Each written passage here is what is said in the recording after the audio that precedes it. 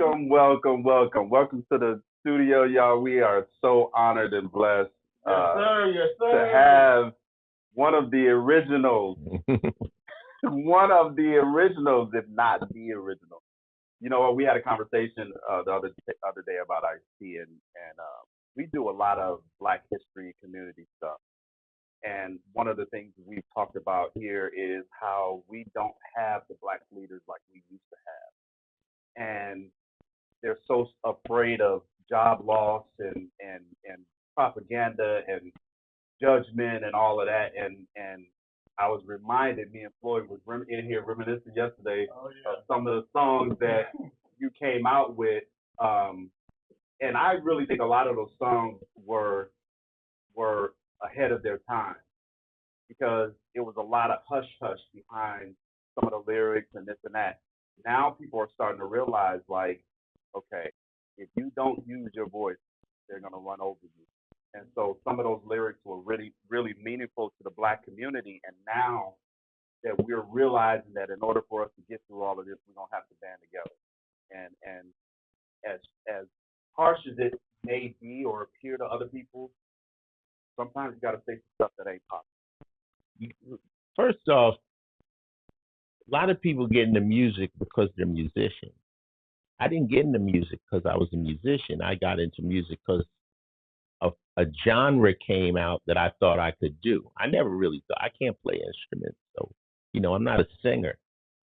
So when hip hop came out, I was like, oh, this is cool. It was something that I could do. The cool thing about hip hop is there's four entry points.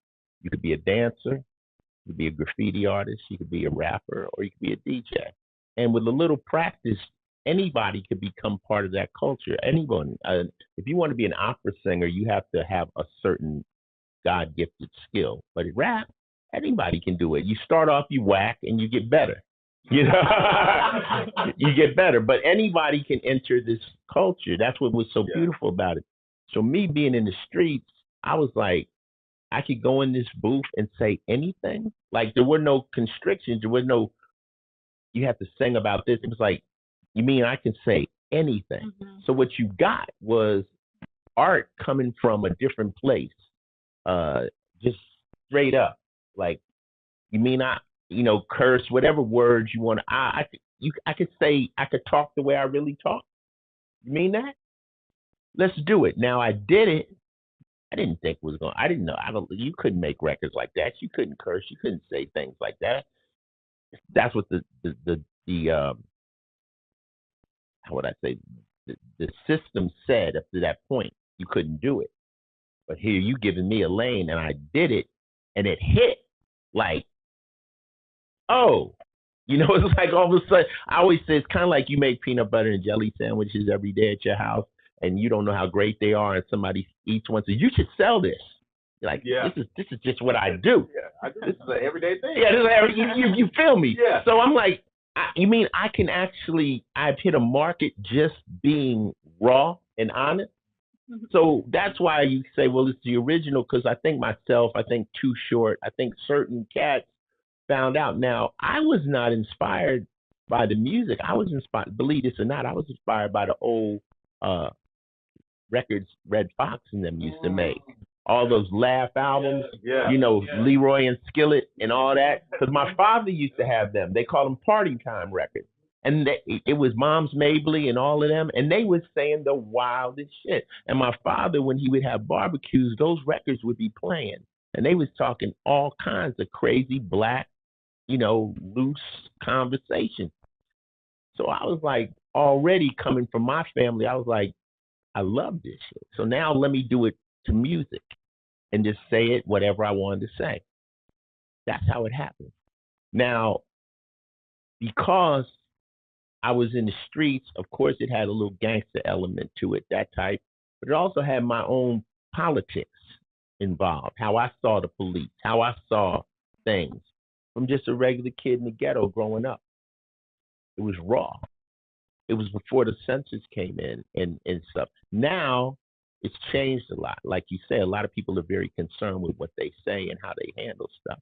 But that's how it happened. I wasn't coming from a musician's part. I was coming from the average cat on the street. You create a genre which I can be involved in, which doesn't require any special skills, just learning how to rhyme the words together. And you got it raw. Gave you a platform. And I said how I felt. And still to today, I say how I feel. And when I found out just being honest was a brand, yep.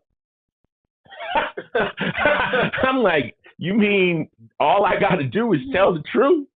Yeah, sometimes he's too honest. No, but I'm not too honest for some. Another thing I've always learned is that no matter how hard it is, it's not hard enough for some people. Yeah. Yeah. So there's no limit. It's just how you decide to limit yourself. And the thing about it is people might not like it initially, but in the long run they appreciate it. Right. Well, they appreciate your honesty. Yep. They appreciate your honesty, and you're willing to just be yourself and be true to what you truly feel. And you know, like now when people say, "Are you left wing, right wing?" I'm not either. I'm me. Yeah. I'm me. I'm not joining your gang. I call them the Democrats and the Blood Publicans. I did a song called "Fuck What You Heard." Both wings on the same bird. It's like at the end of the day, it's government. Yep. When you don't pay taxes, you're not paying Democrat or Republican taxes. You're paying the government. When you go to the feds jail, you're not in the Democrat or Republican jail. You're in the feds. So the government is going to control us one way or another. Whoever we think is in power, some more crazy than others. So I'm a free thinker. Yeah. That's I say it all the time. I'm not either or, because for me, Democrat and Republican, that's just another way to divide. Gangbang. Because the thing about it is, when you really look at it, they may be on different sides of the aisle, but they're really saying the same thing. They're really saying the same thing, and it's just another way to divide. And going back to, isn't it weird that the Democrats wear blue and the Republicans wear red? Yeah. Yeah. Democrats, crazy. Blood Republicans. I don't think anybody thought about that. Yeah. And here's the problem with gangbanging. Let's take it to gangbanging. Once you join a gang, you got to roll with the gang. So say for instance you're a Democrat. So now whatever the Democrats say, you got to rock with them. Mm-hmm. Maybe some of the things you don't agree with, but you got to, or you're not part of the gang. The gang moves as a unit. I can't do that. I can't just rock with you on whatever you say. Republican, I don't ride with y'all like that. So I agree with some of the things Republicans believe and Democrats too, but I don't believe with everything. I got my own. I'm an independent, my own thing. So I think a lot of people are though, and they have to. But people don't have the courage. Or the other. They're being influenced by either family members, like you said, family members or best friends or whatever shitty person. Can't fuck with you. And like say for instance, me and you was in business, but I knew you had some nefarious bullshit going on, and I didn't like it. But I'm willing to take money from you. I'm just as shady as you. I gotta say I can't fuck with my man because he does some foul shit that I really don't rock with. But people don't have a moral compass like that. They're like, well, if it's gonna lower my taxes, I can go past some of this bullshit. But you know, now. His policies, maybe he got a couple policies I might fuck with, but I don't like dude. Yeah. I don't like dude. Yeah. And as a man, I can just say, I don't really fuck with dude. Okay? Yeah. Oh, well, you ain't down with it. No, I don't fuck with dude. Yeah. It ain't got nothing to do with who he represents. It's you personally I don't fuck with. And that's what people need to understand, because we get swayed by he'll throw a little benefit here or let somebody out of jail here. Where's Larry Hoover? He home? They let Larry Hoover. I bet it's fed. He got 200 years left on the state. Look, look. That's just me. You know. Now, if you don't like me because I don't like your guy, your gang leader, that's cool too. You know. But I don't dislike Republicans. I don't dislike any fucking body. But I judge the devil by his deeds. I watch people and I decide whether I want to fuck with them, period. Yeah. You know? Watch people get down. I always tell girls, I say, you got a girlfriend? that talks a lot of shit about other people. There are those. Yeah, I have a lot of girlfriends. She ain't shit. And it's a matter of time before it's gonna be you. If you in the presence of her talking about somebody else, when you're not around, she's talking about you. Because that's who she's showing you who she is. Yeah. And I'm the same way. It ain't. I don't care who you represent. For me, it comes down to right and wrong. I don't care what the packaging looks like. It's right and wrong. Either you right or you wrong. I don't care if you're black. I don't care if you're white. That's what it all boils down to. Judge a devil by his deeds. Pay attention to people and watch him. Like you say, you got a homeboy that's robbing everybody, he'll rob you. It's just a matter of time. That's his get down. That's his, as they say in the police, that's his MO. Modus operandi. That's how he operates. And if you hang with him, that makes you an exception. Pretty much. I got a question for you guys. What's a moment in your life that changed your perspective or the way that you move? That you don't really talk about it. Good question. A moment in my life that changed my perspective. I was thinking about that all night. I was thinking about it. What are you thinking about? What were you going to ask? Well, I think about, like, I know you guys real well, and that's something I want to know. Oh, so this is deep rooted. Right. This has been I've been waiting for the right time. That's something I want to know. Has changed or moved, basically? No, a moment in your life that, like, it changed the way that you move, the way that you think, the way that you move, the decisions you make. I think really we changed our movement when we used to be in New York, when we used to get in a lot of fights. So we went out. Not us. We would fight the club. Well, nightclubbing. Let's get that clear though. Where we were, it was the nightclub, like not lounges, like it's nightclub. This was like about 20 years ago. We would have problem after problem after problem after problem. Guys wanting to test Ice out. It's almost like they wanted to deliberately push his button to see if it was real, see if the shit was sweet. And he would get into fight after fight, and I'm like. And we would mop the floor with niggas. One night we beat a motherfucker 50 feet across the room, all the way into the back area, and I thought he was dead. I mean, you know, I'm a light skinned nigga. I'm yellow. My name is Tracy. I know how to fight. I can handle myself. I'm not. Don't fuck with me. You gonna find out fast. So we was busting niggas down. Yeah. And did we ever lose? We didn't. Did not lose, but it was never lost. It was kind of crazy. I was snatching motherfuckers across tables and all kinds of shit. But then one night after we had this big brawl, where I thought we killed the kid, and I had to grab Coco. Let me tell you how this shit started. Right? This is fun. We're in a club.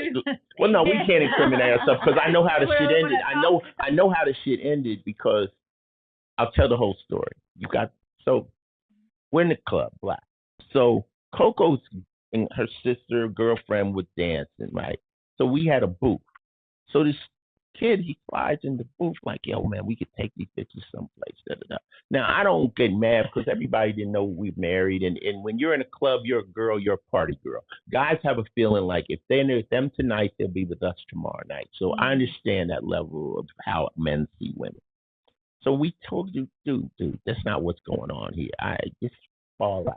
So the dude kept trying to sit in my booth. So my partner, Blaze, he sits next to me. He's a Albanian dude. He's a fighter. So he sits next to the dude and pushes him off the thing. Like, dude, we telling you spread out. He's like karate. That's not what this is about to be.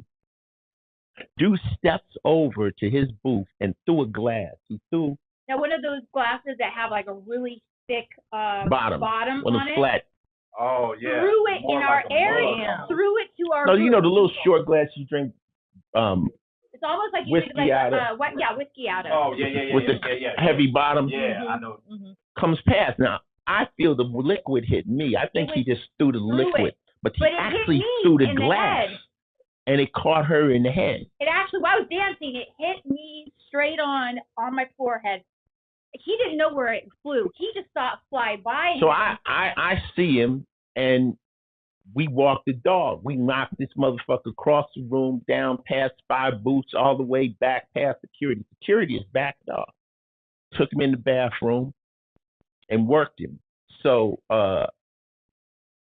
when I come back, she's like this.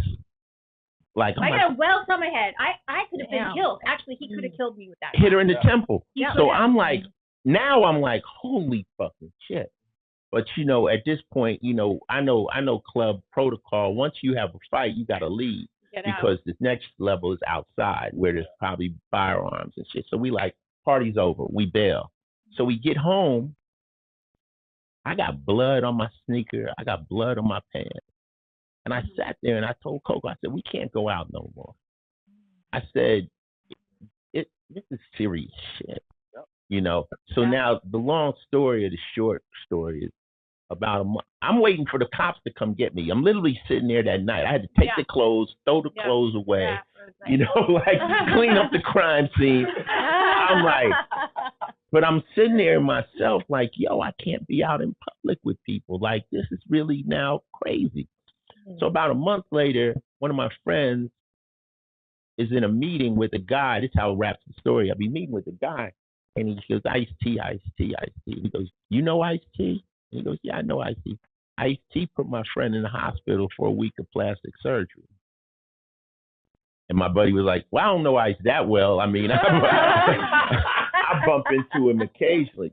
But apparently the dude who took that ass kicking held his water. He knew he could have killed me. And probably his friends was like, nigga, you lucky you alive. Right, like, you threw a glove. Right. So he didn't press no charges. He took it like, because he was probably, but that was the moment I told her we have to behave different. We can't just go out. Now when we go places, we get an area that's kind of away from the general crowd. I mean, we should have been doing that a long time ago. But then, you know, security people, they watch us out a little bit more at the clubs and all. I don't have security. I've never had security. Yeah. But at the clubs actually have their own security that watch out. Security will convince you need them. Like, once you get security, they'll convince you there's threats all around you and shit like that. You can't even really enjoy yourself with that. I don't. Usually if we go someplace, the club might put somebody on you or this, that, but I don't really want to live like that. I don't want no problems. I'm not, that's not me. That's not me. I'm not a violent, aggressive person, but I will defend myself. I'll defend myself. I've been defending myself my whole life, so I'm very seasoned. Like I tell people, we could be cool. I'm as nice as you'll let me be. We could be cool, or we could go there. But if we go there, I'm seasoned over there too. That's the funk. I'm good with that too. I might enjoy that more than the other stuff. So let's stay on this side of it. And I'm not no tough guy. You don't challenge. I don't challenge the street because they will take that fade. If you think, oh, I can't get, I don't want that. Especially nowadays. Nowadays they don't take straight up fades. They don't do that. It's a different day and age. But challenging the streets, telling people you're tough, telling you no, that's not what I want. I just want to go out and have a good time, and I'm not trying to go out in no altercation. Well, here's one more. Here's another one. Here's another quick one. So me and her go out. We were at a club called The Box in New York. So we come out, just us two. I like to go out with my wife. I don't need friends or extra people. I want to spend the night where me and her pay attention to each other. Actually not too long ago. Do you understand that principle? If you take your girl out with her sister, she wants to spend time talking to her sister. Right. Yeah. If you take her friends, they're all having fun. If you take your boys, you're not doing this. As a guy, I don't even like going and approaching a woman when she's out with her girlfriend because that's like girl time. It is. Yeah. So that's true. I get it. And as a couple, that means two. So we try to go out to dinner. We take our daughter, but that's us two. Let's catch up. So we go out to this club, and this, that, and third. You used to be cool. So he's talking shit. So I put Coco in the car. He parked right in the front, and I'm looking at this motherfucker, and he's getting on my nerves. He's getting to me. He's saying a lot of fucked up shit, and I say, motherfucker, I will come over there and smack your little bitch ass unconscious. He says, I wish you would. I'd sue you. And right there, my feet were weighing like 500 pounds. I was just saying, baby, just get in the car. Just get in the car. No, when he said that, I said, nigga, this is where you are. You are not. You are different. This is, you know, now in that moment, I wish I had one of my homies with no social security number, but I was just barracuda this fool. But I was like, I got in the car. As soon as I got in the car, Coco, were you afraid of him? He wasn't doing shit to you. He's just talking shit. You see these motherfuckers just want to get you, pull out you out. She's running her shit, which she should. She's right. Yeah. And I just focus. Just get in the car. You don't giving even your deal with knowledge. him. Just get in the car. She's giving you your knowledge back to you. what I taught them. You know about the 5%ers. The 5% is what they call a woman their wisdom or your earth. And the reason they call a woman their wisdom is because your woman, you spend so much time giving her game. You give her game. You tell her that. And then when you about to step out of line, she brings your wisdom back to you. Didn't you tell me? Mm-hmm. How do you defeat your own wisdom? Yeah. Mm-hmm. Yeah. So Coco's my wisdom. I've been teaching her all these years. I always do it. I'm always running it back. And she brings it back to me when I need it. Right. Mm-hmm. Always. That's why they said the most important decision you'll make is who you choose as a wife. Oh, absolutely. Mm-hmm. Absolutely. And the deepest love you'll ever have is for your dog, because your dog licks your face. That's unconditional love. That dog licks your face. And we got 3 of them. And you can just yell at it. You probably done popped it on the butt. Right. And still gonna come. I cried. Yeah. I've had homies die. I didn't cry. I cried when I lost Spartacus, and my boy was like, "Yeah, because your dog stands on your chest and licks your face. Like, you know, it's a different level." Yeah. It really is. But that's why you call your boy your dog. Yep. Uh-huh. That's my dog. Mm-hmm. We're gonna do I'm gonna have Floyd ask Floyd has some questions. Talk to Coco. I'm done talking. No, he's not. He loves to talk. He loves to talk. And a lot start off with the Coco question. So it's funny because we came in here yesterday to get the studio together, and sometimes I give them homework assignments. I was like, all right, y'all, let's come up with like 5 questions for our guests, this and that. So I hit Floyd. I said, we got to come up with some good questions. You didn't hit me up. And so let me tell you why. Floyd came up with 35 questions. Floyd. When I told him, I said, Floyd, let me hear some of the questions. This motherfucker had all the questions I was going to ask. Oh, really? Every one of the questions I was going to ask. He was like, oh, yeah, I asked that. I had that too. But that's why y'all work together. Oh, yeah. Oh, so, Floyd. Hiding over there. So, Floyd. I'm kind of nervous now. What kind of questions? We need Wait a second. Wait. And, put it out there that if our audience that's listening, we have a number that you guys can call in if you want to call in and ask I see and Coco some questions. Oh, that's dope. Say that again. What is the number, Floyd? The number is 480-667-1986. What is it again? 480-667-1986. That's it. 480-667-1986. 35 Coco questions. Oh, man. 1986. 1986. Oh, somebody posted. They posted. Hey. They were posting it. Yeah. Oh, all over it. The chats are Floyd, quick I hope with it. that ain't one of your numbers because the whole world got it. Your phone is done. Your Lord. phone is done. You're going to get a call tomorrow A Google number. Hello. Kind of nervous about it. next week. Somebody already called? Hello. Hello. How may we help you? Hi, Coco, Ice-T. I'm so happy to see both of you. What up? That's what's up. What up? I'm Darlene from New Jersey, and I have to tell Ice-T that my mom is in love with him. She's 94 years old. I told y'all last night. We were talking about this last night. Well, tell your mom I love her. You're beautiful. Your daughter is gorgeous.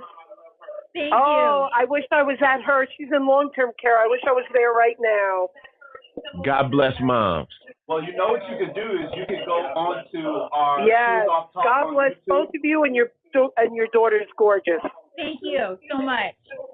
She's out here with us. She's with cousins right now, but thank you. I'll let her know. Oh, she's gorgeous. She looks like Daddy, but she's got Mommy's hot personality. That's right. She's got something of mine. She's got Daddy's dimple and Mommy's sassiness. You can't take those dimples away, though. She's got Daddy's dimples. Yes. Okay, I want to hear If one you of guys these are 35 ever questions. in New Jersey, Thank you. make sure you let that known. I would love to see you both live. Okay, awesome. Okay, that's what's up. Thank you.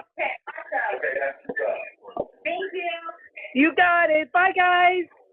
Bye. Bye. That's what's up. All right. 35 Yeah, questions. I don't know if I got 35 I know, right? It's actually like 17 apiece, or kind of. No, it's well, Coco had more. Okay. All right. Let's start off with the Coco question. All right. So this one is: you've been in the entertainment world for years, modeling, acting, dancing. What part of your career are you most proud of?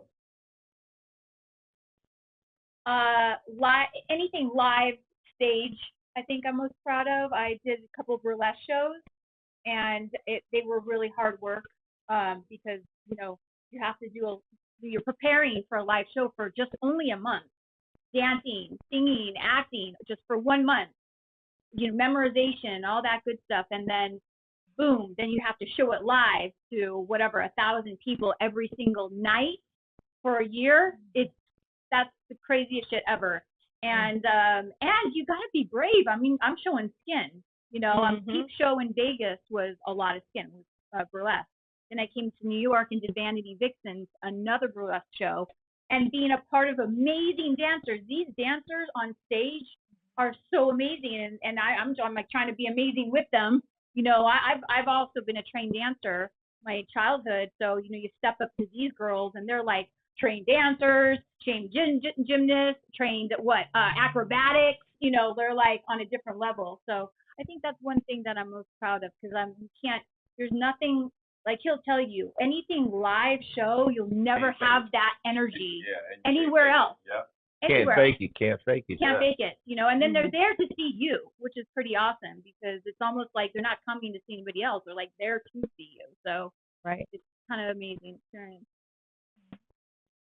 So, how would you describe your evolution from the early days of your career? The evolution? I'm less dramatic. More dramatic. Okay, a little more. Well, he's seen me since he's known me since I'm 22, so he's actually seen my evolution. What's the main evolution you think? You evolved into like a super mom. I think I thought because I didn't want children when I was younger. I think that's the pretty crazy thing about this whole thing, is I didn't want children because I felt like my career was more important than having children, which now I think opposite. But when you're asking a 20-year-old, that's where I was at that time. Mm-hmm. And so now when I think back, being a 46-year-old, I'm like, what was I thinking? I mean, now I could have 20 kids, and I'm like, I'm meant to really be a mom. Mm-hmm. I feel like that is really where I've excelled in my life, is being a mom. And when you're getting ready to have a child, your first child, nobody really knows what kind of parent you're going to be.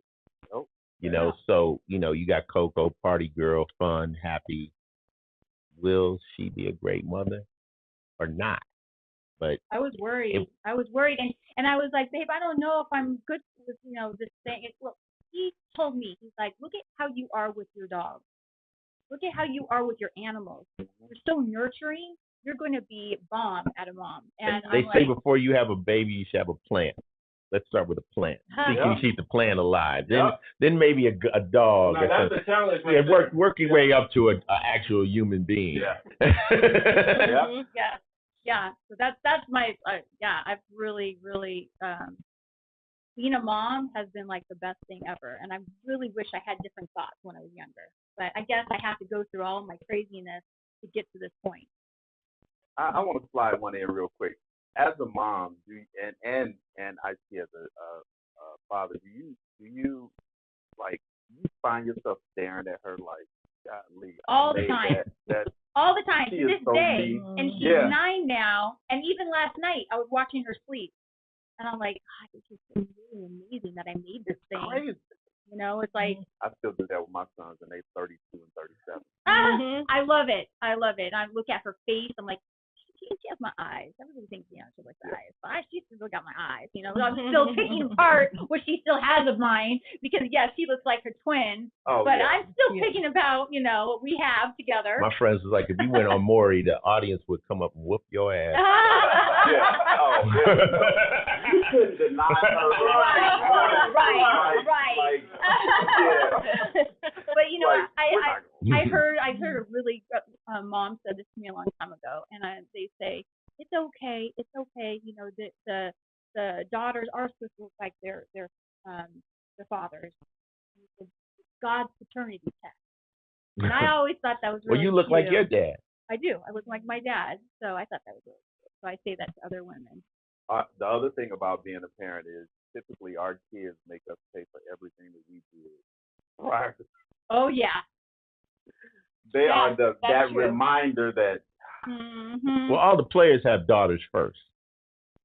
That's true. That's what happens. All the players, guys that were out there playing, messing with the women, their first child will be a daughter. Like, yeah, okay, now. You're gonna pay for that. Yeah. Mm-hmm. One of my best friends, Rich, he has 3 sons. He had 2 sons, and then his third one was a boy. He said, "Man, I'm glad I had a boy." I said, "Why?" He said, "Because I didn't want to have to teach pimping and counter pimping." I got one program, you know. I said the same thing. I said, you know what? I'm glad I had all boys. Oh wow! And then what's crazy is my boys had all girls.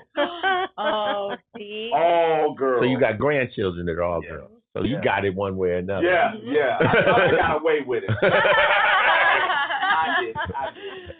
I know I'll be punished later down the road. I know. I'm so glad I had a daughter. So glad I wanted a daughter, and I got one. So that was. What's being a trendsetter, fashion, what does that mean? Okay, so first of all, I was just talking to my sister's kids about this the other day because they're going through a stage in their life. They're teenagers, and they're kind of uncomfortable with their bodies and themselves. Me, for one, I've never been uncomfortable. Christy will tell you, I've always been way out. I've been very, very open with my body. 14, 15, 16, never been uncomfortable. But I've always been the tomboy. I was not the voluptuous Coco when I was like a teenager. I was just really confident as a person my whole entire life. Where did I get that? Probably my dad. My dad's kind of like confidence, always been that way. And I feel like when I was growing up, I didn't really accept being like, you know, a lady. You know, I was more into being like popular in sports. Everybody wanted me on their team because I was a good fast runner. I was really athlete pretty much.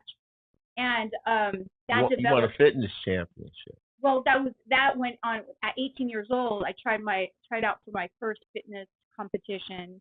Didn't even try hard at that. I wasn't even training that much. I just kind of went out because I was just kind of like, I was kind of great DNA. I got good at, you know, what would you say, muscle, you know, genetics.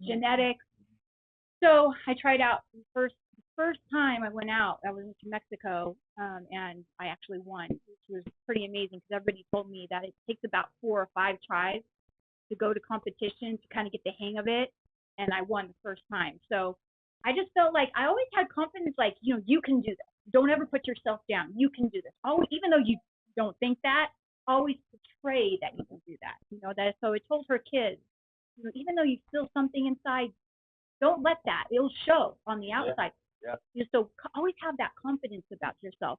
Later on, I didn't even get the Coco body until I was 18. Like I was like just kind of a slow bloomer. So I didn't really even feel it. The Coco thing out. I had dark hair. People look at all my pictures when I was younger.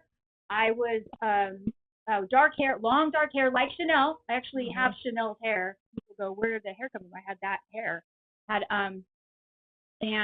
had a hell of a perm too, though. Yeah, you did. You did. My shit was more wavy than the ships in the Navy. You understand me? Yeah, but no, she with baby hair. was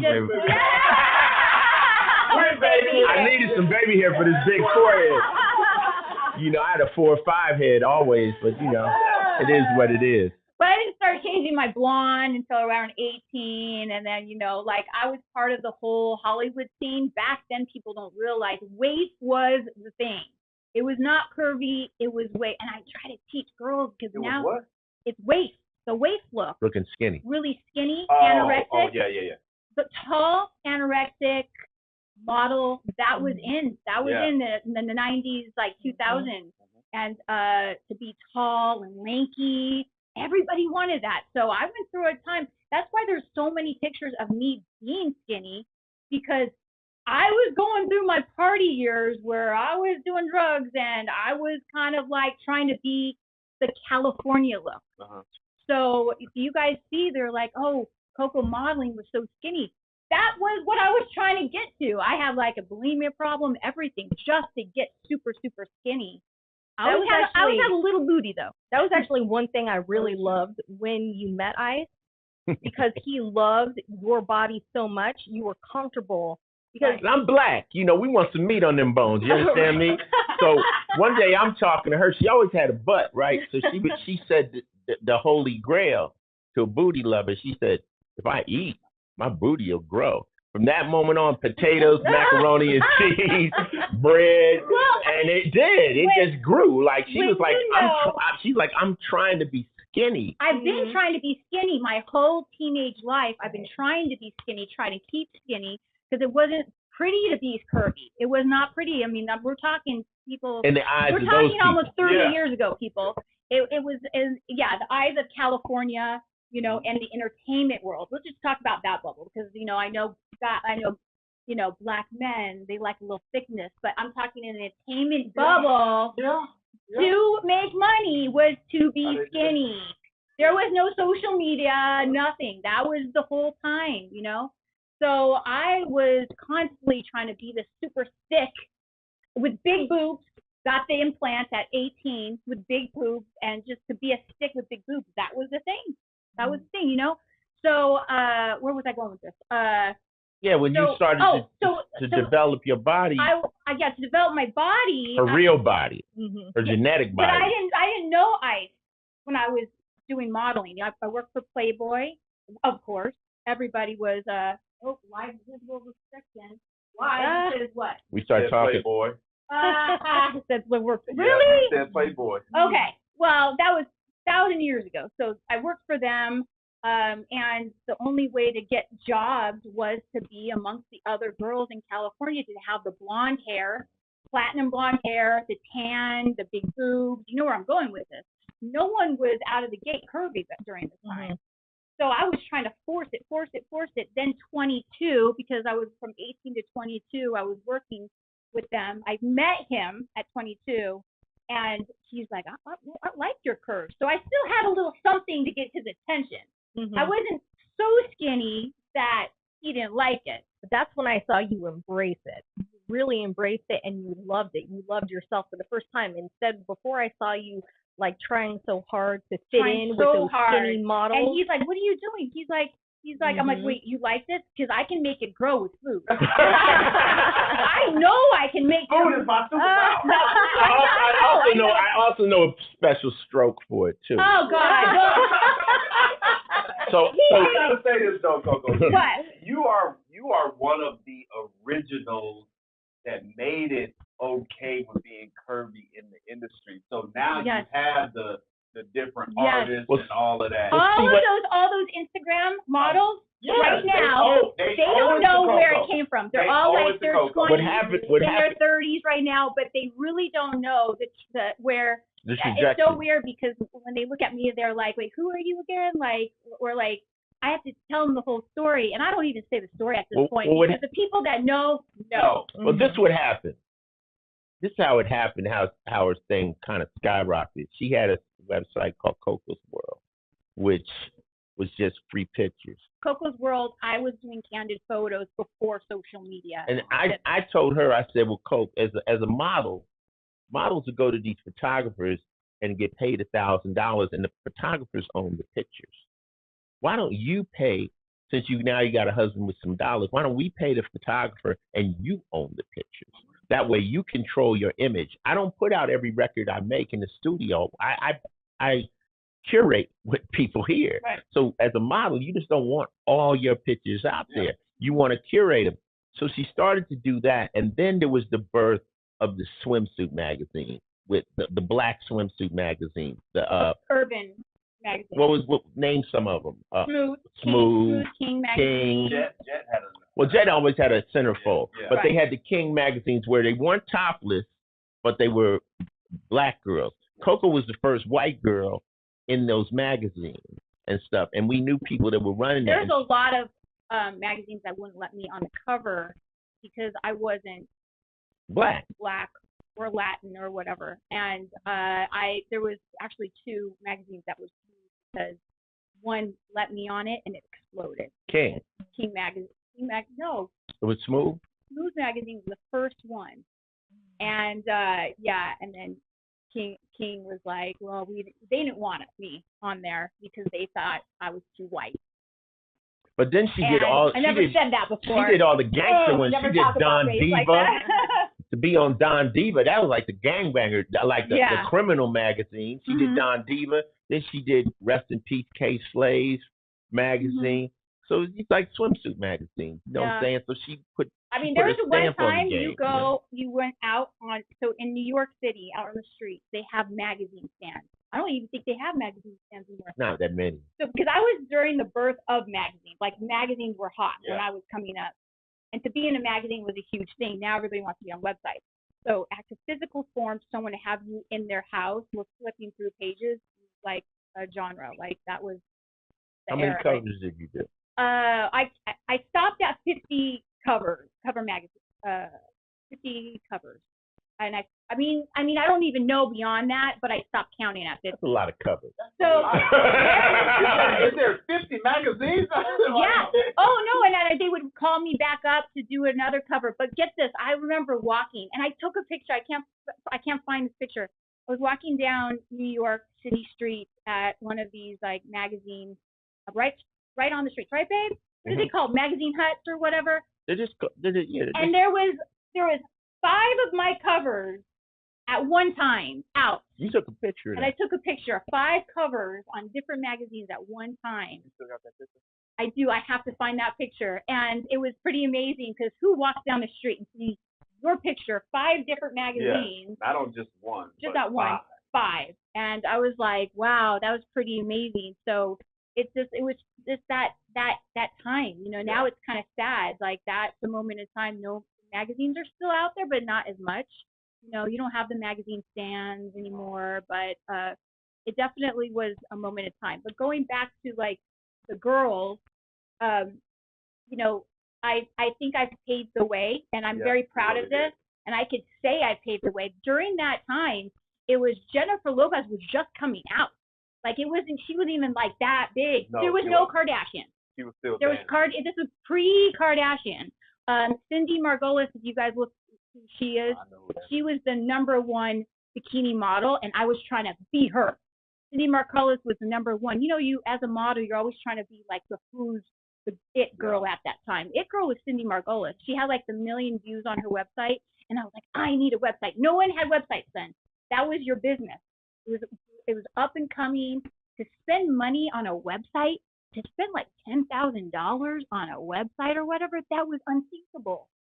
So I had one of the first websites out there. And you had calendars. I had calendars. I had DVDs. I was like on a roll, and to buy a house from calendars, just think about that. And the thing was, when I met her, she was already modeling. So I'm like, okay, that's what you do. I'm not a guy. I'm not gonna change what you do. Yeah, a lot of people think that he molded me into this like thing, and that I just started when I met with him. I just taught her how to maximize what she was doing. I was like, okay, well, if you're modeling, you don't just model to model. You want to model, get paid. There's an ends to this. So I'm gonna show you how to turn this into some money. You know, she bought a house in Arizona off of it. I was like, you don't want to just model just to model, you know, because at some point you're not going to be modeling, right? True. So you're going to have a run. At the end, well, Jay Leno said it best. He says, at some point they say you're done. Hopefully you have a big pile of money you can fall on to break your fall at that point. So at some point you won't model, but be able to look back and say, at least I reaped some benefits from it. Yeah. So, you know. But I'm not slowing down. Everybody is like, well, don't you think getting in a bikini is a little too old for you? I'm like, no. If I'm not 90, as long as you can still do looking okay, if I'm still looking good, I'm going to represent for the 90-year-olds, you know? Like right now I'm representing for the 40-year-olds.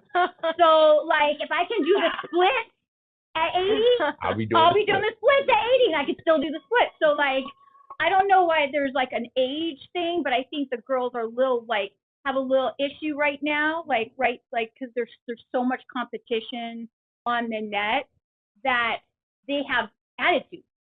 They had attitudes, and it's like but girl, you're there because I paved the way for the curviness. There's only a handful because there's other more curvy girls out there at the time. Like, I'm not the only one, but I was one of the white women to pave the way. And it's not like LeBron. For me, and I like it, and I'm using that analogy because LeBron anointed himself as the great. You did. Like, we can pull up, you know, articles and talk to different people that have praised you and given you the credit for paving the way for curvy models and making it okay. And now you got artists that are out there that that's what they're doing. Like you see them before, they weren't as curvy, and you just instilled that confidence in not only white women, you made everyone step up their game. Like, especially to be doing it at your age as well. It's like I said the other day, I was like, sometimes being my age, that's like I'm at that age just to know I could if I wanted to is enough, even if I don't do it. Exactly. I think when you get older, like my attitude is, I'll tell y'all when I'm done. I told y'all when I was gonna start. I'll tell y'all when I'm gonna do. I'm in. You know, so you'll know. You'll say I'm done. It's just a moment. You just say, I'm done. Yeah. But it's not for anyone else to tell you. Right. This is not their life. I mean, I got a big concert coming up next weekend in LA. I'm 67. I'm out there kicking ass. So why would I stop? I'll know when I gotta stop, you know? Because, I think you should. You really just want me to give you some room? You want me to clear the area? Exactly. No. I'll tell you when it's your time. Right. I built this shit. When I'm done, come on in. And also with art, I don't think people retire from art. I don't think Miles Davis retired. I don't think James Clinton will retire, or Ozzy Osbourne. I think you do it until you're finished.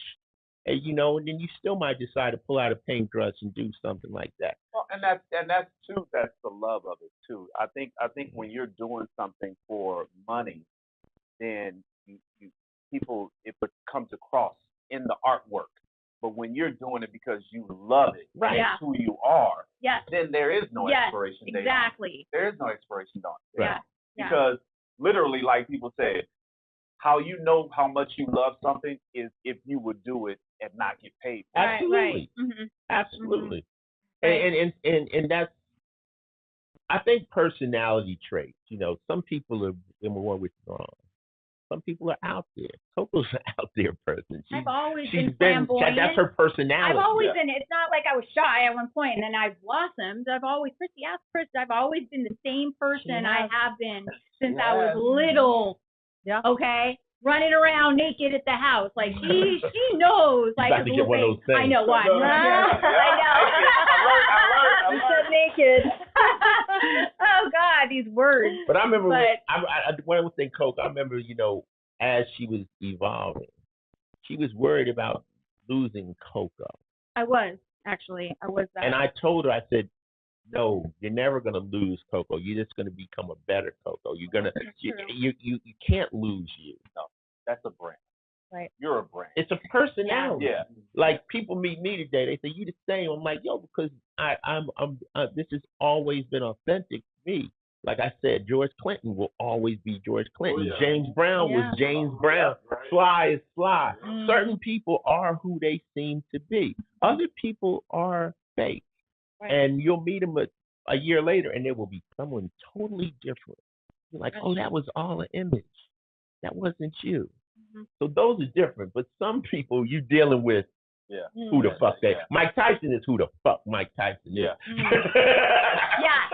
Period. True. I don't think he could be nobody else if he wanted to. He tried. Like You can't. it's just some people just they have a mold that they will never be anybody different, but there'll be a ton of people come along and try to recreate that.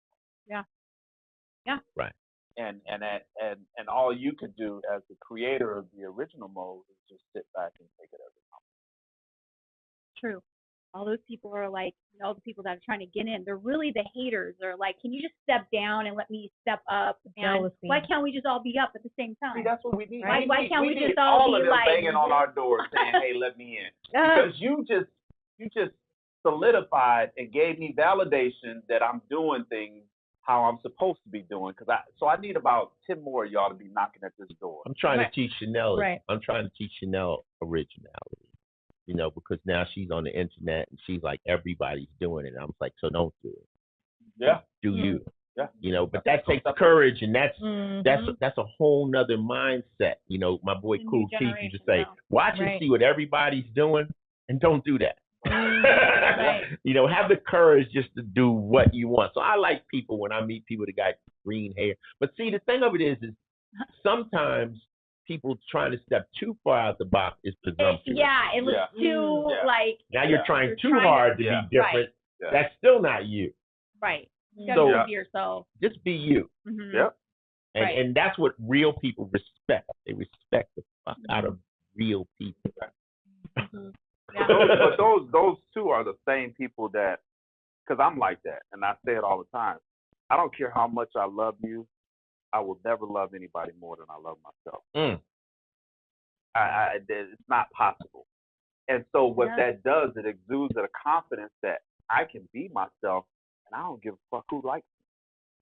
I wasn't put here for you to like me. Mm-hmm. It's just God-given talent and something about me that it is attractive to other people. But that is a confidence. I've had people come to me and say, like, Tim, you just act like you don't need nobody. I really don't. Well, it's like saying one of my mottos, I'd rather be hated for who I am than loved for who I'm not. That's it. That's it. That's true. I don't need your love if it's a fake. Floyd, let's hear some of these Ice-T questions. Oh, shit. Man. I talk. There we go. He'll talk. Okay. I'll tell you the truth. Yeah. I notice I got a bad habit of leaning back in chair. Yeah. I'm out at restaurants and I notice I tell you all the time. I tell you this. I think it's natural because I have to consciously make myself sit erect. And If not, I do the same thing. Shorter than everybody. Yes. I tell him that all the time, but sometimes he has to see it for himself. I'm looking at myself. That's what makes me realize it. When I look at the camera, I'm like, ooh, let me sit up. It's all about you have to have a good posture. I don't give a fuck, G. Yeah. Right, but then when you slouch, then your stomach sits out a little bit, all that. At the same time, too, that's comfortability. Yes, he's comfortable. But I do tell him that all the time. I'm like, you're straight. Get your ass up, Mike. We all just got taller. So, Yeah, I know.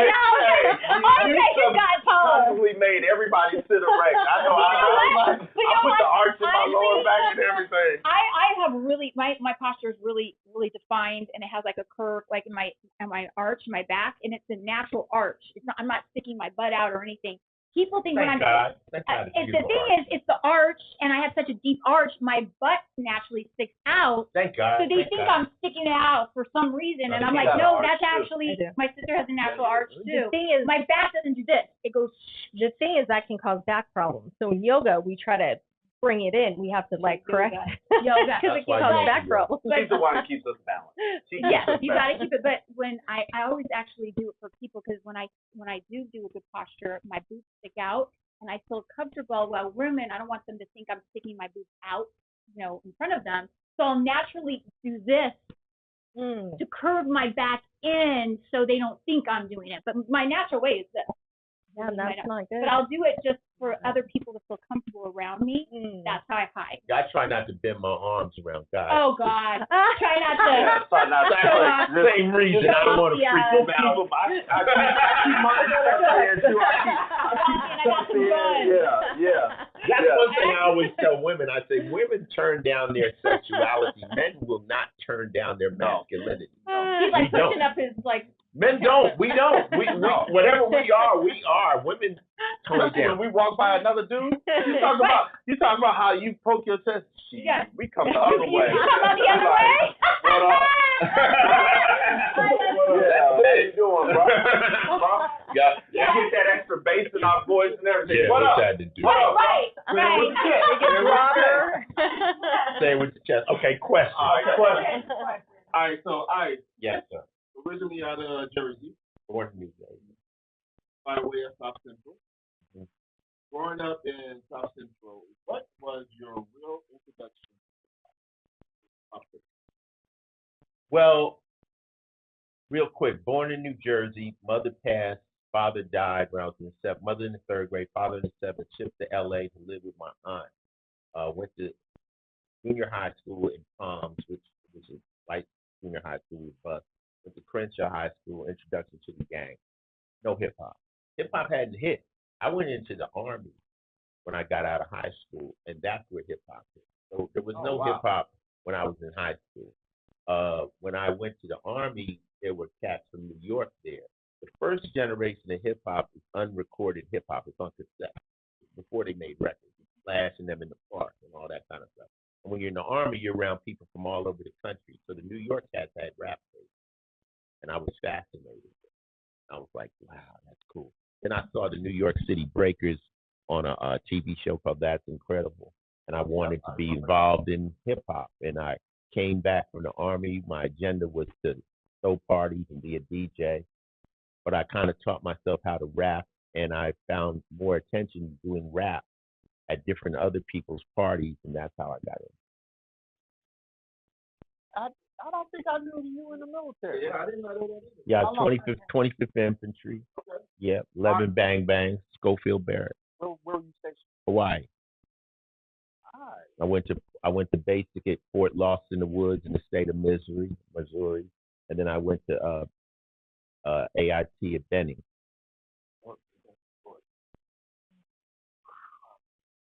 You did 4 years, and came home and started robbing banks. Yeah, just like that. So, But just like that. What happened was the cats that I left on the streets when they were just doing petty crimes, when I came home, they had elevated, they had evolved to other things. Mostly jewelry stores, they were taking down stores and stuff like that. But then they all went to prison, and I somehow ducked that, and hip hop kind of saved me. People don't realize, like, besides serving in the military as well, the military kind of institutionalized. It's one or the other. And when you come out, you're actually lost. Especially back in the day when we were coming out of the military, it's not like it is now where they got all of these initiatives, all these different companies are welcoming military in. They didn't have that. Especially for me, when we came back from the Gulf, it was like people were shunned us because we hadn't had a war. Oh, you went down range. See, I never went down range. I just we hadn't been in a war since the Vietnam War. And so they didn't know how to take us. So people were scared of us. They thought we were walking time bombs, that we were just going to go into these establishments and just go off. And so all they gave us when I got out of the military was a program called Transition Assistance. And that just really taught you how to get a job. And that was it. And literally, I ended up being homeless twice, right out of the military. And once with a family. So it's like, and even when you go down range, and like I said, a whole war had happened, and not until I was getting out of the military was I involved in the shootout. See? Came back, no problem. Not until I was getting out of the military, I went to the store with somebody. Chick popped off. Next thing you know, I'm in a shootout. Oh my God, where was this? South Carolina, something South Carolina, Charlotte was. But we're gonna leave it right there because the thing. Well, it's past the statutes of limitations. Right, unless somebody got killed. Right. Well, they get killed. They got hurt. Look, Two things don't have statute of limitation: murder and forcible rape. So certain things this better left unsaid. That's one thing I have a problem with podcasts now. People getting on there and self-incriminating. Oh yeah. So it's like we're not gonna do none of that. Yeah. All right, if you can go back 17, what would you tell them? Don't saw off shotgun. I would tell him wear a condom.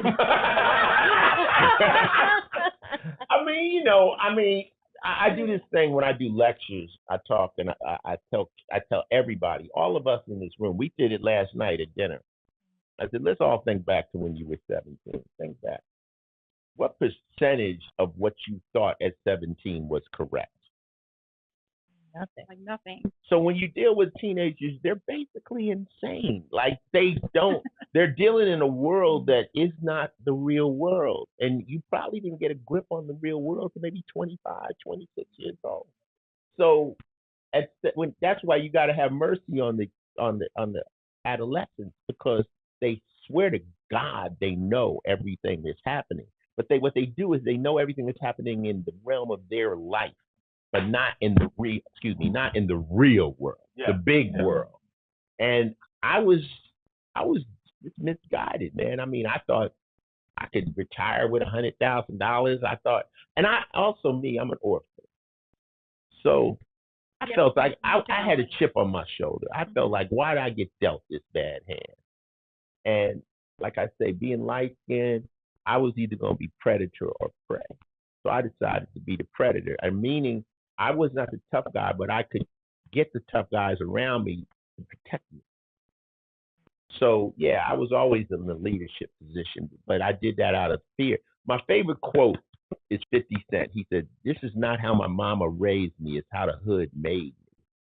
That was not who I really wanted to be. It's who I had to be to survive. So I tell people I navigated, I survived South Central, but not by being the toughest, maybe by being the smartest, or maybe by knowing when to do this and this, that, and the third. But you get out of there with your life, you're lucky.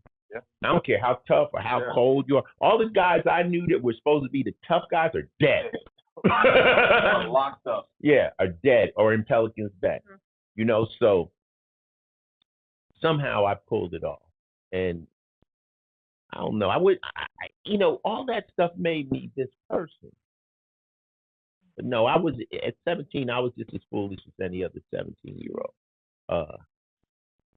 I couldn't have met Coco at 17. She would have been a baby. I've been on SVU. I've been on SVU. So everything happens at the right time. I don't think I was born yet, actually. That's crazy to think that. But I will say this though, and for kids nowadays, I'm so glad I wasn't brought up in this. Different. Oh my God! Yeah. With social media, kids, and that's why when you said we have to give kids grace, we have to give them so much grace. They're under so much pressure and scrutiny in today's world with having to be a certain way, with the advent of social media and then the pressures at school and all of this. I couldn't. I missed the whole social media era. I'm so glad. All of us did. Social media will make anyone feel inadequate. Anyone. Even me. Anyone. You go on there, well, I ain't got $100 million yacht. How come this kid's 21 and got 3 Ferraris? Like, it'll throw you, Oh, what's that saying? Yeah, so it'll make everyone feel inadequate. Everything is airbrushed. Everything is different. So what you're doing with social media, you're watching a highlight reel of people's lives. It's 90% fake. But here, one thing about social media. Social media amplifies any situation. So if me and you got a problem, who knows? The people in this room. You go on the internet, you say something. Now 1 million people know. I gotta react now because a million people. Right. So if I'm a kid in school and one person's bullying them, that's nothing. But if they post it, the whole school knows. And kids are committing suicide. The pressure is unimaginable. Yeah. We didn't have to deal with that. Yeah. Pressure. I'm seeing even Chanel pressured right now. It's like so much in her head. She cries over certain little things on the net about. It's a lot of pressure, especially growing up in a household where your parents are who they are. Right. Like, and even if as a kid you don't have that expectation of yourself, the world has that expectation of you. It's just like Bronny and LeBron. Right. People don't see Bronny. They see his dad. Yeah. And when he doesn't live up to the expectation of who we know his dad to be, now now the world's coming down on him. Right. Exactly. That's why it's so important, like you guys do, is to handle those kids carefully, because we talk about being a kid in this day and age. It's even tougher being a parent in this day and age because we want to have the old school values and the things that we were brought up on, but we have to make that adjustment. And be like, look, they didn't have it like we had. They're living in a different reality. Yeah, so it's an adjustment. It's a big adjustment. That's why. Look, somebody asked me the other day, Tim, do you have any more kids? Nope. It is difficult. Yeah. All right, Floyd. All right, so bring the Law and Order. Play Detective Finn. Yeah, Otis Finn. I don't know who made that fucking name up. So, Bing, what kept you connected to that role? Money. And the consistency. I mean, honestly, like coming out of music, okay, you're doing music, now you're in another job. This is a job. So when I first came on the show, I was doing movies. I was like, how long am I going to do this? I'm going to do TV, And in the first year, a number came up, and I asked my accountant, what's the number? They said residual. I said, residuals? She says, yeah, every time the show shows, you get paid. Like, the show's on right now. So that day, I went from, I don't know how long I'll do this show, so I will be on this show till they throw my black ass off kicking and screaming. Because you do see that number. Because it started, now I understand, well, you're putting them in the bank. Now, would I know I go 27 years? No. The money is a straight answer. The second reality is working with the people on that show. Everybody is so nice. The work environment is so beautiful. Mariska is so wonderful. Everybody is there, and it's fun. I wouldn't be able to do it if I didn't like it. So I do like it. I enjoy it, and it was a natural evolution for Ice-T. I never thought, but at the end of the day, would I be doing it for free? No, because they got me waking up at 7 o'clock in the motherfucking morning. I'm like on the set at 7 in the morning. So it balances. It became a new occupation for me. Now it'll have its end run, but for me to sit up for Johnny Depp to say that $20 million movie he did wasn't because of the $20 million, he's lying. Right. You know what I'm saying? Why not do it for free? Right. So and it's something you like to do it's too. So it's not like you're working, Well, that's hard they say. They say if you can find something that you enjoy doing, then you never work a day. Yeah. So I found that I do music. I still do my concerts. We just came off tour last year, and I do Law and Order is like my day job, and I do lectures and I do other things. But what's kept me around actually is that it's lucrative. That's not the true artistic answer, but that's real though. But the thing of it is, like, there's a difference, right? If I was writing it, if I was directing it, then it's more me. But when you're on a show like that, you come in, they tell you what to say, you put your twist on it, but you're just doing what they've created for you. So it's fulfilling, but it's not as fulfilling as writing a movie or directing a film where it's all you. Yep. It's all you. So I love it. And also, I love the fact people love the show. Yeah. I love that I'm in a good place. People love the show. Even playing a cop. Like, cats on the street don't even call SVU police because we chase rapists and pedophiles. They don't even like them in prison. So I have no mental dilemma about playing the man. I'm playing if there is a cop, SVU's a good cop. You know what I'm saying? So I have none of that. And everybody loves it. And the fan base is so wonderful and so solid. You don't have the longest running television show in history without a fan base. Yeah. So now it's kind of like, I'll be there as long as the fans want me to be. And I think they want us to reap the benefits of it. You know, people always talk about money, and I say, you know what? If you've been my fan for 30 years and you found out I was living in a busted apartment with no car, you'd be pissed at me. You'd be like, motherfucker, I've been supporting you all these years and you're fucked up. I'm high. They want to see the people that they love do well because they've invested in you. And also somebody like me who spent so much time spitting so much game, they want to see the shit pay off. They want to believe, we're following a brother that knows what he's talking about. So the success is important. But another thing, it gave me a stable, I think this is what Coco said. It was a difference with music. I have to travel. If you're music, you're traveling 200 days out of the year to do music. Because you can't make money doing shows down the street. You got to leave town. Right. Nigga down the street ain't paying to see you. I watch you cut your lawn. He like, I know this motherfucker. I ain't going to pay to see him, you know. But you travel. With Law and Order, it gave me a job. I have a job. I have a house. I have a daughter. I can pick her up from school. It's more like a job. And that's the stability. Coco and me don't have to travel all over the world. We have one place. I like that. So all these things turn into, I'm there till the wheels fall off. Oh, yeah.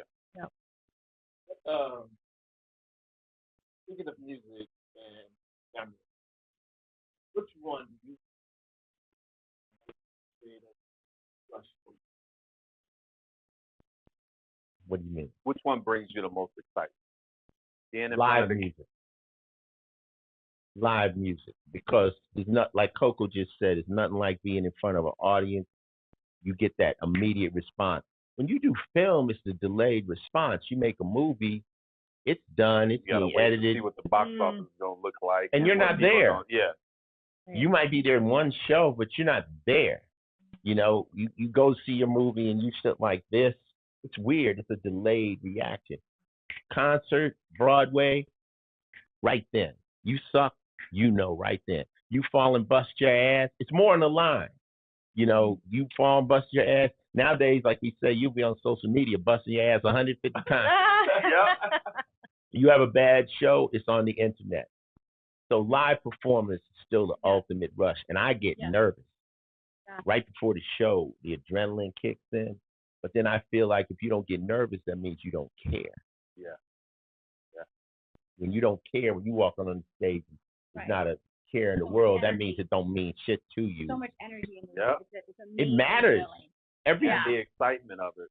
It matters. Every show is your life. Like, you work to this moment. It's very important you give the audience a great show. All right, we have a rapid fire. Yeah, go back to Coco because she got better answers. First of all, can I say something though? You'll love this. I just started my Instagram live because TikTok. I did my first TikTok. Get this, my TikTok. I did my first TikTok live an hour ago. We've been on for an hour or whatever. Yeah. And I was up to 100,000 people watching in our little discussion here. 100,000 people watching. And they shut me down because I was talking about criminal activity. Damn. Criminal! I still can get banned. Still. 2025. 25. I still got it. Fuck TikTok. Oh my God. I tried my very first live and I got banned. Okay. I ain't said nothing wrong. I did not promote anybody to break the law. We were just saying about criminal stories. TikTok is monitoring. You'll still get the analytics, though. But wait a minute. How do they know? TikTok has got somebody sitting there watching. It's keywords that you say. Oh, my God. I said I'm Playboy. on TikTok right now, and I'm good. he was talking about crazy she's already under the stories microscope. that happened. I didn't say nothing like funky hoes or dirty bitch and none of that shit. She's already under the microscope. Let's try to break this one. I already was giving her warning. Oh, you said nudity. Let's try to break TikTok. Let's try to break Instagram. So I went Break over to Instagram. Instagram. Fuck, slut, bitch, hoe, fuck, kick, dick, ass. Let's try to break them. Let's see what it can you break them. Let's see. How many are you up to now? So I just Fuck 'em. started Instagram. Can we break and YouTube? we're YouTube? starting to get on a I told you regular- TikTok is crazy. Yeah, 100,000 people were watching. Wow. And they were getting into it. Everybody was getting it. It was on a roll. It was on a roll. We wanted to banned. know the next story. And I was like, screw it. I'm going back to Instagram because that's where I've done most of my lives. Anyways, we're TikTok and eat on dick. a podcast called Shoes off talk. Okay. Fucking chick, Go follow us on. I'm YouTube, hip hop, not Shoes Off TikTok. Talk. Well, we didn't say nothing All negative. of this episode will be That's posted funny. there. We'll also send it to This is where we Ice and live. This Coco. is part of That where way we they are. have it as well. I'm not trying to get y'all in trouble. We're on the shoes off. On all of her platforms. So Yeah, pay so go over to attention. YouTube. Shoes Off Talk. With my sister. Subscribe. Subscribe. All right, I'm leaving. I'm getting y'all in trouble. I'm leaving. You want me to leave, Coco? This is what Shoes Off Talk is about. That's why we tell people, come in, get comfortable, because we're about to have some uncomfortable conversations. Yeah. And the reason why we created this is because there's so many truths that get left out when people are tiptoeing around conversations, when they're trying to be politically correct, when they're trying to say the right thing. There's so many. I would rather give it to you rough, rugged, and raw and let you disseminate. At least I'm giving you all of it. Then do you have to try to put pieces of a puzzle together and watch multiple shows to get the message? Yeah, we may be giving it to you rough and raw, but at least we're giving it to you. That wasn't even rough, though. That was like PG. We're very PG. We're very PG. That just goes to show you. Unfortunately, TikTok, I have a pass. I don't steal no more. I just saw some crazy stories. Not really, though. Not really. I was like, That was lightweight. He was glossing over. Like, he didn't give us. He was about to talk about a shootout. That's what got us fired. I pumped the brakes on that one. That is funny. That is funny. Yeah. Okay.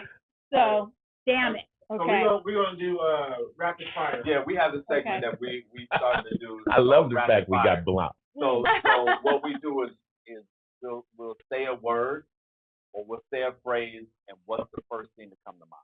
Got it. Wait, say a word and a phrase, and the first thing that comes. Okay. It could be either or. Okay. All right. So this is for Coco. Oh, I tend to be together. No, so do yours. Do yours. All right, so It might be a trick. heels or sneakers? Still. Definitely. Sweet or salty? Sweet. Go-to karaoke song. I don't do karaoke. Good answer. If it's a song, okay. Little Mermaid. The Little Mermaid song. Dog cuddle or cat nap? Dog cuddle? Dog cuddles, definitely. Reality TV or crime show? Ooh. Probably crime shows. Yeah. Yeah. This one is for ice cream. That wasn't that tricky. It wasn't. I was like, okay. I was waiting Because on I was That was like, easy. sometimes. I was waiting to say like ass or pussy. All right, let's go. Oh God, I'm gonna get banned on Instagram. Watch. I'm trying to get banned. So you got Tupac or Biggie? Pop. East Coast, West Coast. West Coast. Favorite SCE moment? Wow. Working with Jerry Lewis. Oh, I mean, I'm a nutty professor. I grew up on the black and white movies. So meeting him I met two legends, him and I met Carol Burnett on the show. And those are like part of my childhood people, you know, to actually, and for Jerry Lewis to even know who I was a mind blowing too. He was friends with Belzer. That's all. all right. One artist you wish you could collab with, dead or alive? Prince or Jimi Hendrix. Ooh, Good one. that's, ooh, yeah. I would like to see Prince. What on Ice playlist? The first 3 songs. Oh, like out of stuff. Let's say it would be "Shook Ones" by Mobb Deep. Probably Eric B. is President, and Terror Dome. No, not Terror Dome. Black Steel in the Hour of Chaos by P. Okay, I got one. Give me your top 3 artists of modern hip hop. Top 3. It doesn't have to be in a particular order. Well, I gotta give Kendrick his biggest shout out because what he's not only been able to do in music, but what he did for the LA culture as far as uniting LA, even at that one pop out, that kind of was emotional for me. Because I know how splintered LA is, and I know how difficult it is to put them all on the same time at any point. Gang culture is virus in LA, you know, and he somehow able to get them on the same beat, which even if it's for a moment, it affects people that come from that. It have lost so many people to that. As far as the new artists right now, I'm not really into a lot of the new artists. Like I don't really spend a lot of time listening. I like J. Cole. I think he's a hell of a lyricist.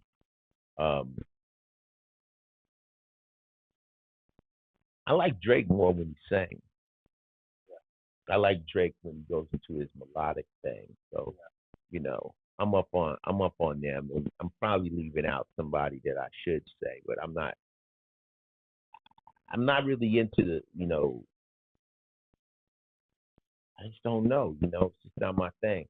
The thing of it is, it's like when you older, it's really difficult to connect to a younger audience because they're singing about younger things, and their reference points are different. The sneakers, things like that. I know when I was 17, 18, 20, right? But now, you know, mostly all the newer rappers are in their 30s and up.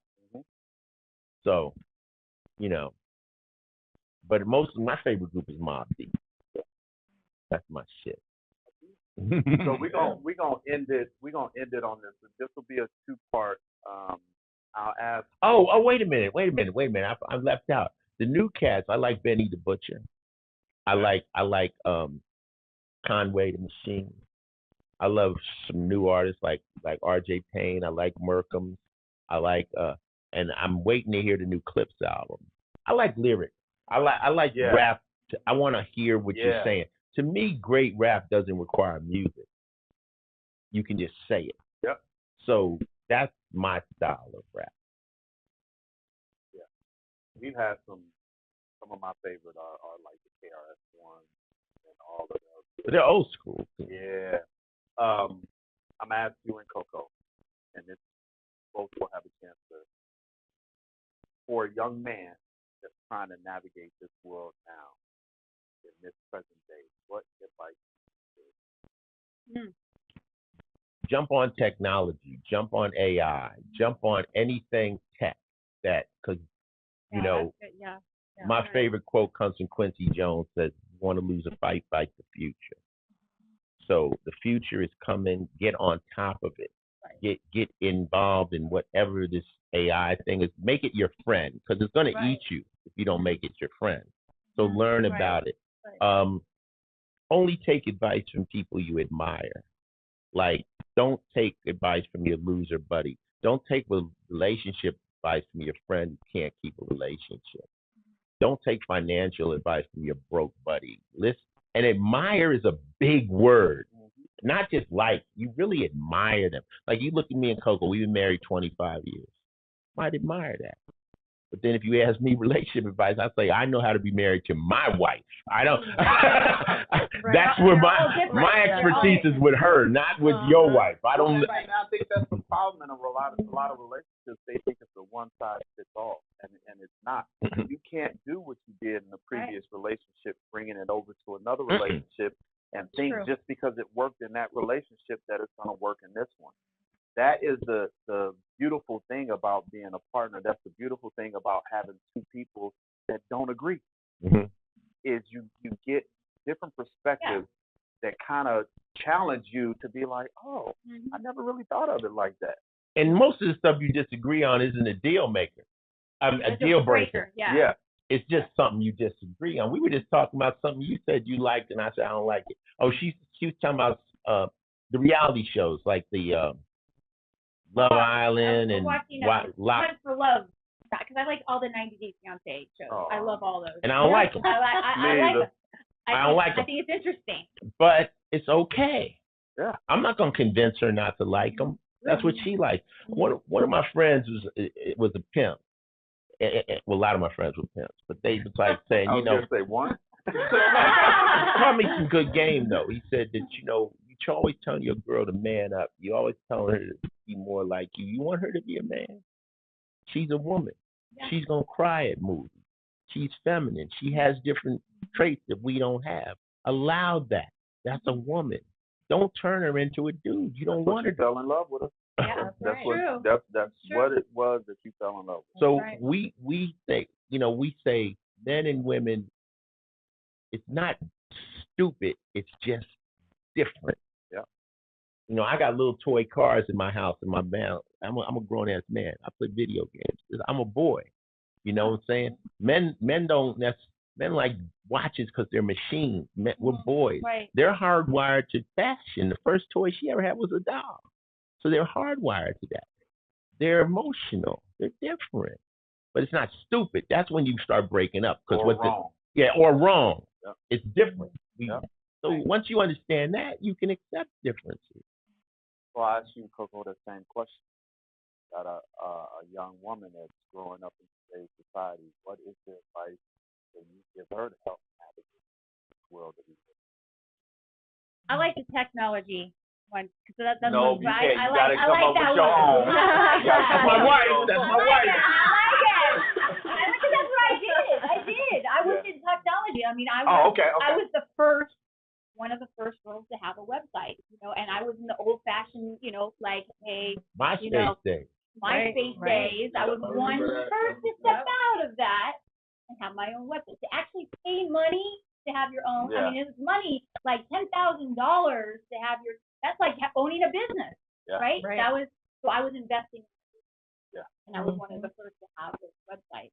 So I was up and up on the technology. So those girls have to think out of the box now. There's so much competition to think out of the box. Like you have to. There's too much competition on the net. I think that's why it's a lot of cattiness. Like I'm better than you. I'm better than you. I'm the first. I'm the first. I was like, no, I'm the first. And I'll tell you that you just kind of have to go with the wave. But I'm really more concerned about the bullies more than anything. I'm more to teach my daughter to be strong and confident because it's more of the bully that she has to like duck and dive with.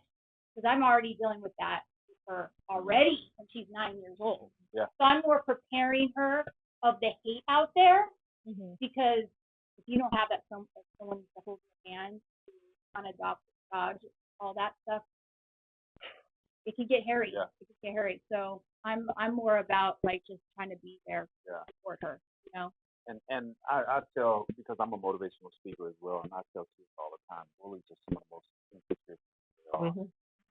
Just trying to take you down. They are some of the most insecure people. So the best way to combat that is to be secure and who you are and love you. She got good questions. Yeah, actually, I always got questions, but I know that you guys ground each other. What is it? How do you ground each other? Like I see you as sweet and salty. What do you do to ground each other? How? Well, we do a lot of motivational. We talk a lot. Long conversations. Yeah, very, very long conversations. To any kind of relationship, what it is. We'll just stay on a topic and we'll just probably stay on it for hours on end until we figure it out. We might not see eye to eye. And that's the thing that people don't understand. We can have a long, drawn-out conversation, and at the end of it, we do not have to. Mm-hmm. Right. We just have to come to an understanding. Or at least understand this is her opinion and this is my Exactly. opinion. That is the That's how she sees it. That's how I see it. Right. You know, when we first got together, I told Coco, because I was already in the game, I said, well, look, I can't be your manager, your agent. I'm none of that. I'll be your consultant. So you need to go and do what you want to do. And if you have any issues, ask me. You see guys sit around for hours to get to talk to me to ask me these questions. Ask me. So when she asks me a question, I give her my opinion. I'm like, take it or leave it. This is my opinion. I'm a consultant. This is what I would do. Most of the time she would take it. Sometimes she wouldn't. Only times I'll intervene in her life is if I see her doing something I know is wrong. And if I do know it, I'll explain to you, place about like you don't see this, but this is gonna turn to this, is gonna turn to this, to this. She's so smart, she'll go, got it. She takes advice because she knows it's coming from a real place. I'm not jealous of her. I think women need their own accolades. I want Coco to get her own wins. I got wins. I got it. Being around a guy that has a bunch of wins and you don't have any, it's not going to build her character. Her character comes from her own victories, on her own. Right. Yeah. On her own. So I'm not here to take credit for nothing, but I'll consult you. And I tell guys that too. They go, Ice, man, no, I'm not managing you. No, I'm not an agent. Call me if you get in a jam. I'll give you my opinion. And that's free. Yeah. That's free. So we ground each other, but I mean, I think we love each other, and we, the one thing people won't say in relationships is that I need you. I need Coco. Coco keeps me inside. Coco keeps me happy. Coco is a super mom. So I need her. I don't want to be without her. And they say the person you're with isn't the person you don't want to be away from. It's the person you don't want to be without. Not the person you think you need to be with. It's the person you don't want to be without. Right. So we need I know I need her. Yeah. Yeah. Equal to each other. I know that. And we're willing to admit that. Mm-hmm. Yeah. And it's people, girls, I'm independent. Independent means alone. Right? That's what independent means. So I know you can be alone, but do you want to be alone? Yeah. I don't want to be alone. I like being in a team. I like, so I say as a relationship, we have to be assets, not liabilities. We have to be teammates, not opponents. Right. We win together. That's the problem in a lot of relationships. It becomes a competition between man and a woman instead of the team aspect. That's all I've known. The team aspect is where you constantly give your support. Your win is a win for me. My win for me is a win for you. And so I think that's the problem in a lot of relationships. Ice-T and Coco's like one word. Right. We're a drink. Right, but we built it like We're that. actually the most famous drink, Coke and ice. You guys are like that. It's so funny you say that because what a couple of weeks ago, one of my favorite places is Raising Cane's, and I go over to the fountain to give me an iced tea, the iced tea, the sweet and the unsweet, and the sweet. And guess who is on my iced tea? Iced tea. Iced tea. And I just stood there. I know the people thought I was crazy. I just stood there and I laughed. I was like, this is fitting. This is fitting. You guys are like the ice cream that they put the pretzel in it. And at first I was like, why would you put a pretzel in ice cream? It is so good because you got the sweet and the salty. That's you guys. But honestly, I knew I loved Ice the minute that Coco met him, and I saw how much he grounded her. But I see how much Coco grounds you, and it's so powerful because it's very rare that you find two people that can ground each other the way you two. Chris, you see me. I come to Arizona. I sit in that house by myself. I never done nothing like that. I got a bedroom. I got a video game in there, and I could come out here from 2-3 weeks just sit in the room chilling, doing nothing. I always was moving. I never could do that. But I know she's with her family. She's having fun. Chanel's with her cousins. It's a great thing. Some things you don't know until you might like it. Try it. You might like it. So it's a balance. It's a balance. Well, I'm like the bubbly, outrageous one, and he's like the smooth, But that's chill. what's so We're cool to see. completely opposite. That's what's so cool to see is the fact that you guys are so different, but you complement each other so well. Yeah. Well, I always said that we're the yin yang. Let me break this down, right? This gonna fuck you up. I'm a male, you know, gangster, whatever the fuck you want to call me, street motherfucker, right? But if you turn that and you use the negative of it, how would that be in a woman? It wouldn't be gangster, it would be sexy.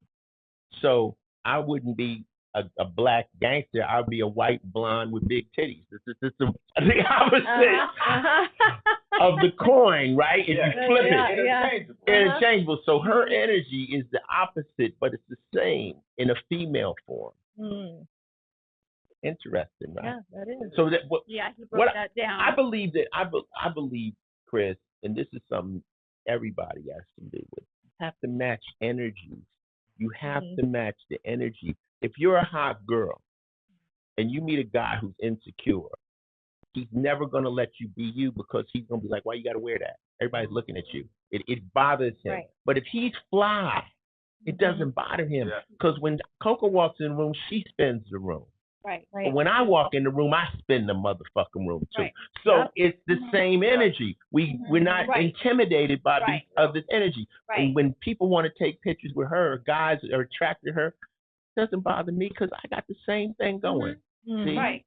If one of us didn't have it, it would intimidate the other. Yeah, it's like balance.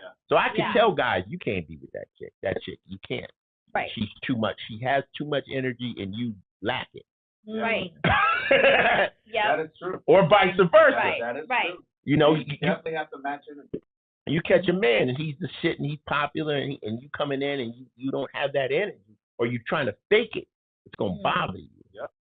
So, you know, we fortunately met each other and it worked and, you know, going on 25 years. Yeah, going on.